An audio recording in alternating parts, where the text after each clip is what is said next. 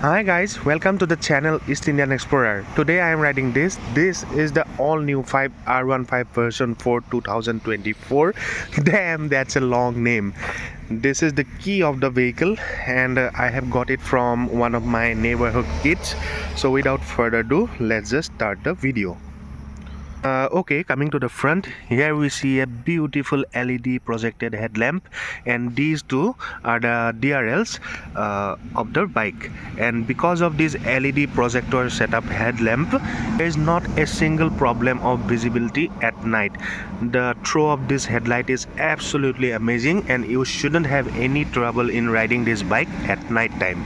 And coming towards the front, this is a beautiful windscreen that has a curved treatment, and it gives the bike a fully sports look. And these two mirrors, these are not stock. This guy from whom I have got this bike, he has opted for these H2R like mirrors to give it a kind of a sporty look, and he has also done some other upgrades which I will talk to you later in the video. And from this angle the bike looks really sporty, and this is definitely a head turner. His kids prefer this bike to grab lots of attention from the girls, and the way they have developed this bike, this can definitely grab attention from anyone who just looks at it. They definitely want to inquire about this bike. And from before, in terms of road presence, the road presence has massively improved in after this upgrade. From this angle, as you can see, this massive fork which is finished in golden, that is a very nice touch, and it extends all the way to here. And this is a upside down fork, and here you can see the disc with option of ABS. That is not an option actually, that is standard. And these golden color rims, and that is an upgrade, that is not stock. He has opted for I don't know what these are called, but yeah, without even these upgrades, this bike would still look better. Now coming on to the tire size, the tire size happens to be 180 and 17. So this is not a huge tire, it is a small tire, but it is very good in terms of handling and cornering. These indicators, as you can see, these are not stocks, I believe. There is a the stock indicators which come with the bike, those are typical non-LED halogen indicators. But I have heard the showroom had option of upgraded LED indicator. Again, we have golden treatment on these alloys. This is the chain sprocket, and this is a tire hugger. And let us come to this side. As you can see, this is the rear disc brake with ABS as standard, and this is the tire hugger. And the exhaust, the only disappointing thing about this bike is the exhaust. This exhaust doesn't match quite with the design language of this overall bike. As you can see, the seat goes up like this, but the exhaust, it is kind of leaned downwards, so it doesn't quite match the overall design of this bike. The fairing looks very chunky, and it gives the bike a robust appeal. And I forgot to mention, guys, this is the Dark Knight edition, which happens to be the second top model, I believe. And overall these models, all these variants, there is also a MotoGP variant which looks absolutely killer. Coming on to the tank, this is a 11 liters tank, I believe, and the bike can go up to 45 kilometers per liter of mileage depending upon your riding style. So this bike should give you close to 400 plus kilometers of range in one full tank. So now you might be thinking, what is wrong with these handlebars? So this guy, because of the aggressive riding posture, he has upgraded to these handlebars, which happens to be KTM, by the way. That is of KTM Duke, I believe. So this has improved the comfort of the bike, but this doesn't give any confidence in riding this bike whatsoever. So these handlebars aren't doing much in terms of rideability and performance. So this is also a smartphone holder. Of course, doesn't come as stock with the bike. So coming on to Okay, let me first show you this. So this is to start and stop the vehicle, and the kill switch and the start switch has been integrated together. And this switch, as you can see, this is to toggle through various modes of the, play with the traction control and other settings of the vehicle. This is for high beam and this is for low beam. This is the indicator turn signals and this is the horn. As you can see, as you can hear, the horn is absolutely loud. And now let's look at the instrument console. So here you can see this is the speedometer, and down below it is the overall trip meter, and down below it shows traction control on, and this is the tachometer, and this is a gear shifting indicator, and here it also shows the time. This is the ABS warning light, and here you have these lights like those of the super bikes that blink simultaneously when you rev the motorcycle at very high speeds. We will see that when we start riding the motorcycle. Again, looking over the tank, here we can see a E20 badging. That means this vehicle is equipped with E20 fuel that is currently on sale all over India. Also, I hear this instrument console has Bluetooth inbuilt, so you can connect smartphone and see all the information on the windscreen. From this angle, the bike looks so good. I feel like just staring at the bike for long time. And as you can see, the pillion seat, I am so much confused how people sit on the pillion seat and do long rides on this motorcycle. I have seen guys who have done like 250 to 300 kilometers of long rides on this seat. And while my Dominar seat is more comfortable than this bike, I can barely do 200 kilometers on the pillion seat. So that's all, guys. As you can see, I am right next to the 37 cars are passing by, and I'm with the talking. Now let's start riding the motorcycle and give you the actual idea of how it feels like on the road. Okay, 1, 2, 3, go.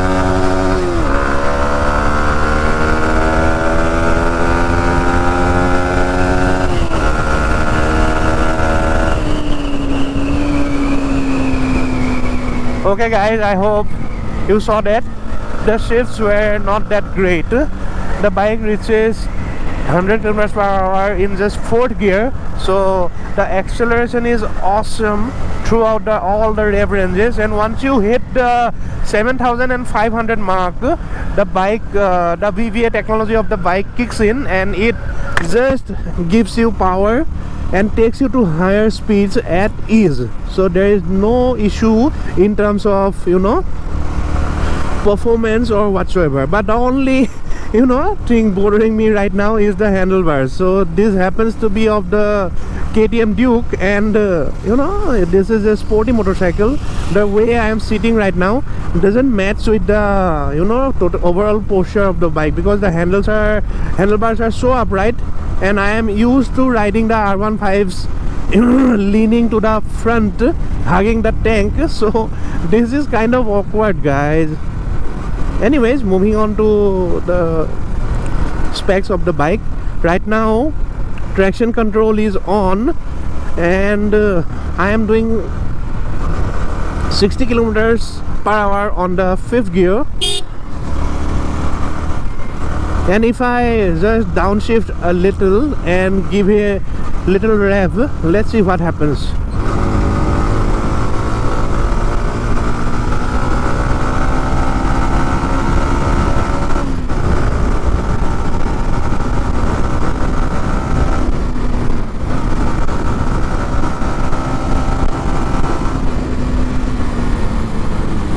As you can see, acceleration is so good for a 150cc. There is barely any strain on the engine when you accelerate it hard. Okay, so guys, once it hits the 7500 rpm mark, there is a display, there is something blinks right here, it says VVA. That means the VVA technology has been activated. So what basically VVA does is that it also, you know, pushes the power to the high rev ranges without the bike losing the momentum or the thrust of the engine.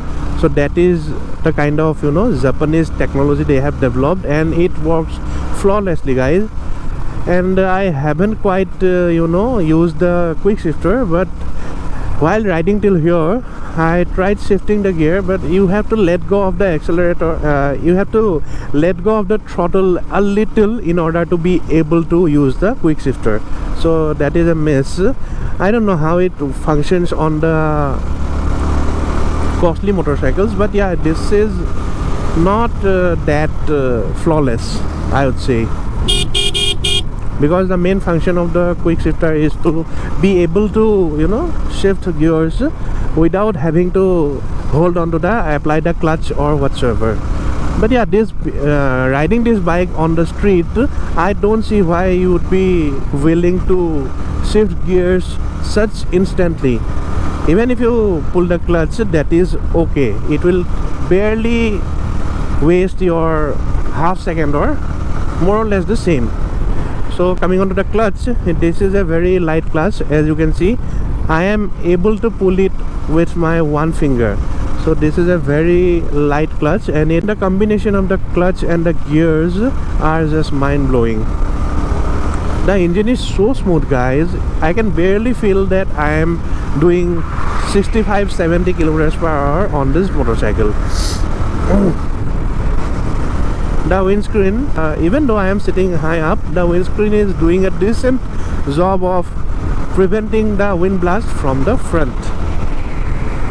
Brakes are superb, as I have mentioned earlier. So you get confidence to push this bike to its limits with these kind of brakes and with this kind of performance, but not with such handlebars, that is for sure. The suspension has been tuned in such a way that it can also absorb, you know, oncoming sudden potholes, and also it has been focused towards the cornering department. So you can lean this bike, of course, on the corners. You throw anything at this bike, any corner at this bike, and this bike, if you know how to handle it, it will take you through corners at ease without, you know, giving any trouble whatsoever. But from the perspective of riding this bike in long rides for longer hours, the suspension isn't that, you know, suitable for that. And also those people who bike this bike, they won't be riding it for, you know, 10 hours, 11 hours, 12 hours, covering 400-500 kilometers like we used to do. But yeah, that is not the thing you would be willing to do on such a motorcycle, because this is a fun motorcycle to ride fast and for shorter times. This is not a bike that you will be willing to take on your road trips. So that's the thing. After 8,000 to 9,000 RPM, there is a slight, you know, buzz on the handlebars, but that is very minimalistic. That shouldn't even matter for people like you and me. But yeah, I am just saying, me being a Dominar rider, the kind of buzz I am having on this bike, that barely even bothers me. As compared to the Dominar, this bike feels so smooth, guys, so smooth.